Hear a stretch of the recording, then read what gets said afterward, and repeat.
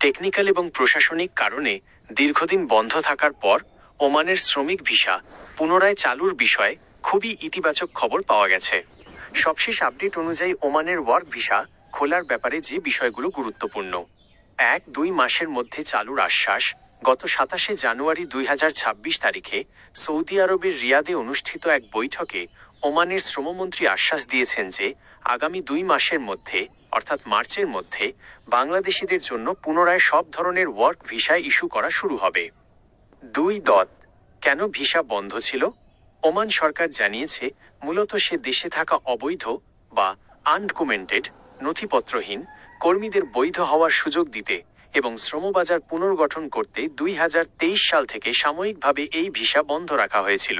এখন সেই প্রক্রিয়া প্রায় শেষের দিকে হওয়ায় নতুন ভিসা খোলার সিদ্ধান্ত নেওয়া হয়েছে। 3. দক্ষ কর্মীদের অগ্রাধিকার।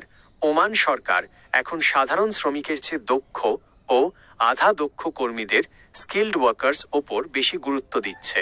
ডাক্তার, ইঞ্জিনিয়ার, নার্স বা কারিগরি জ্ঞানসম্পন্ন কর্মীদের জন্য ভিসা পাওয়ার প্রক্রিয়া অনেক সহজ হতে যাচ্ছে। 4-12টি ক্যাটাগরিতে ভিসা ইতোমধ্যে চালু। সব ধরনের ওয়ার্ক ভিসা পুরোপুরি চালুর আগে ওমান সরকার ইতোমধ্যেই 12টি নির্দিষ্ট ক্যাটাগরিতে ভিসা শিথিল করেছে। এর মধ্যে রয়েছে family visa, doctor, engineer, nurse এবং ইনভেস্টর ভিসা। 5. জরিমানা ছাড়া বৈধ হওয়ার সুযোগ। যারা বর্তমানে ওমানে অবৈধভাবে আছেন তাদের কোনো জরিমানা ছাড়াই বৈধ হওয়ার সুযোগ দিচ্ছে ওমান সরকার। এটি নতুন ভিসা চালুর আগে একটি বড় পদক্ষেপ। জরুরি পরামর্শ। ওমানের ভিসা খোলার ঘোষণা আসায় এখন অনেক ভুয়া দালাল সক্রিয় হতে পারে। ভিসা চালুর আনুষ্ঠানিক প্রক্রিয়া শুরু না হওয়া পর্যন্ত কারো সাথে আর্থিক লেনদেন না করাই ভালো। ওমান সরকার যখন অফিসিয়ালি ভিসা পোর্টাল উন্মুক্ত করবে তখন সরকার অনুমোদিত এজেন্সির মাধ্যমে অগ্রসর হওয়া সবচেয়ে নিরাপদ।